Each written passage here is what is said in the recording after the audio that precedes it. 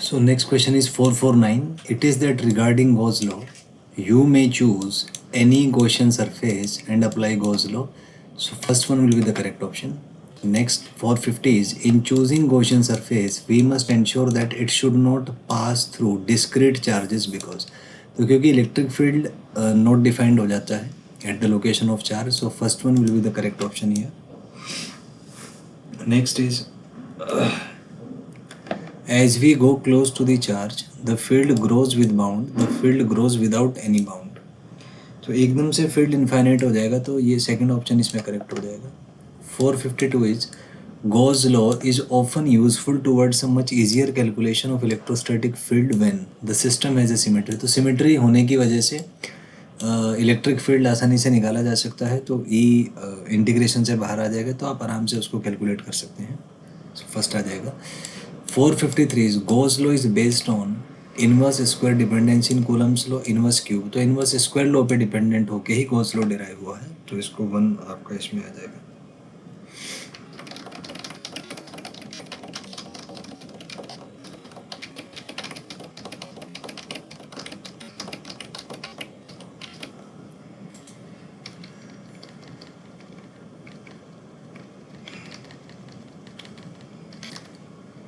Next is 454.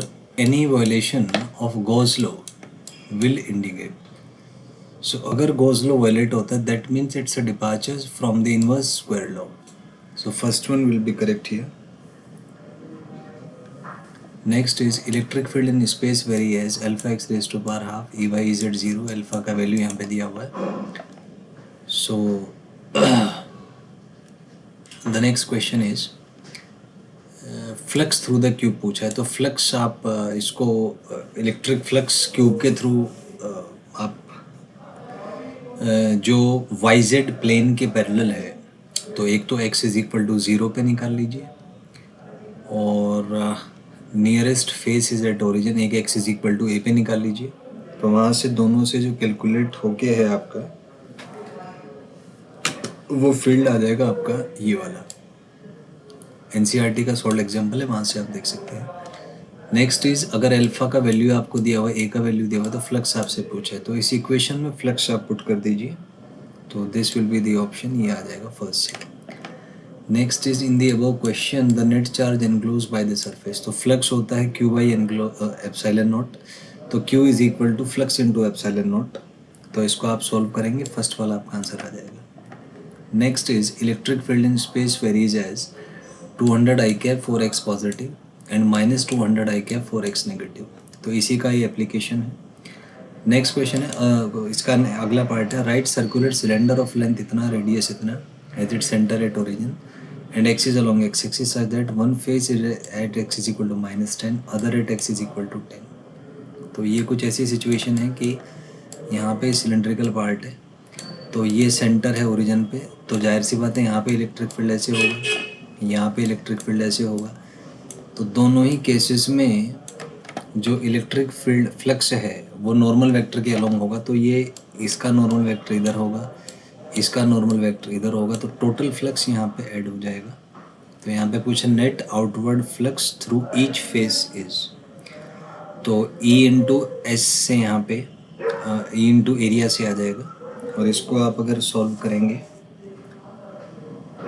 तो ये first one वाला आपका आंसर आ जाएगा. Next is net flux through the curved surface of the cylinder.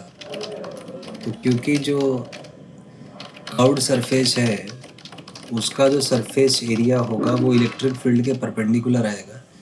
तो उसके थ्रू जो नेट फ्लक्स है वो आपका 0 आ जाएगा. So second will be the correct option here.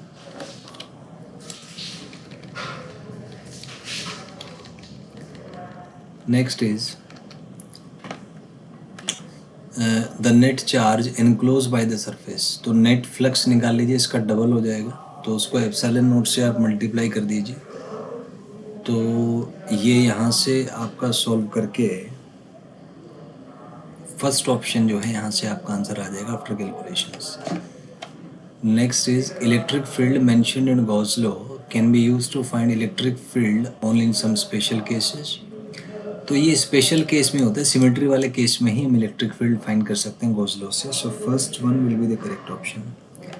Next is for a long wire we have a planar symmetry, तो एक cylindrical symmetry आ जाएगा और ये वायर उस सिलेंडर के सेंटर पे होगा, so it follows the cylindrical symmetry.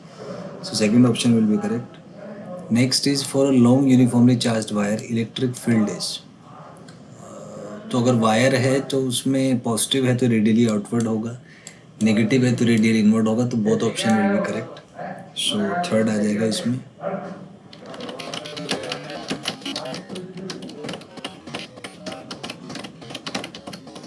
Next is 464 में, इसमें आपको एक लाइन चार्ज दिया हुआ है और एक पॉइंट दिया हुआ है, तो आपसे पूछे electric field at P due to P1।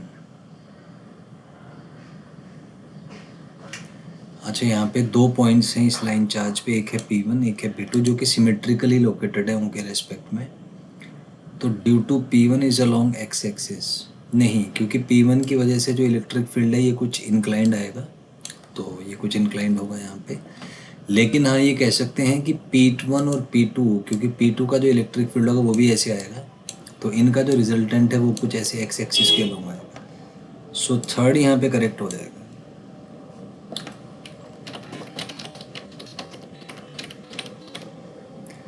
Next is consider a plane normal to an infinite wire. एक प्लेन आपको यहाँ पे दिया हुआ है जो कि normal to an infinite wire है, ठीक है। Choose the correct statement regarding electric field due to the wire. So electric field is everywhere normal to the plane, electric field is always radial to the plane.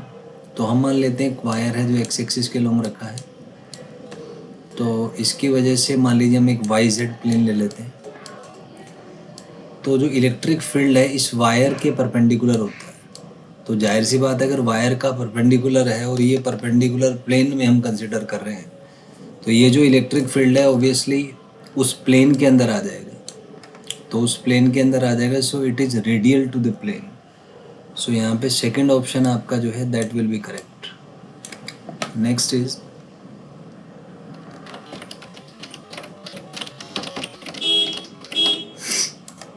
consider a Gaussian surface surrounding an infinite uniformly charged wire.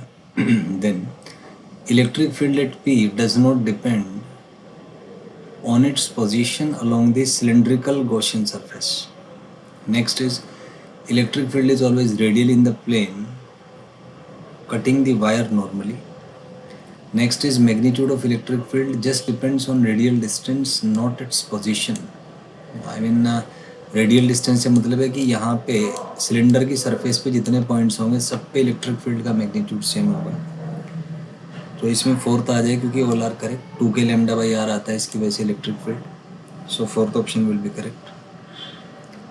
Next is in the above question electric flux through ends of the cylindrical region is.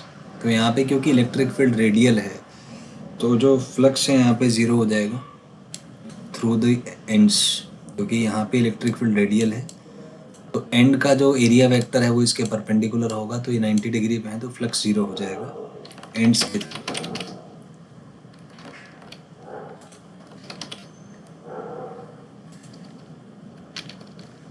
Next is in the above question electric field at the cylindrical part is tangential to the surface और normal to the surface. तो जाहिर सी बात है electric field यहाँ पे normal to the surface होगा, so second will be the correct option. Next, in the above question electric field at the given cylindrical surface is constant in magnitude only, तो magnitude में constant होगा, radially outward होगा, तो 2k lambda by r, तो second option will be correct. Next is in the above question electric flux through the Gaussian surfaces, तो इसमें जो curved surface area है 2πrl है, तो total flux E into 2πrl से आप सॉल्व कर सकते हैं। Next is in the above question electric field at P has magnitude, so ये 2k लैम्डा बाई आर आता है, इसको आप ये भी लिख सकते हैं second. So fourth option will be correct, दोनों ही इसमें करेक्ट आ जाएंगे। Next is if N is the unit vector in the plane electric field is, तो ये दोनों ही करेक्ट हो जाएंगे यहाँ पे, so third will be correct over here.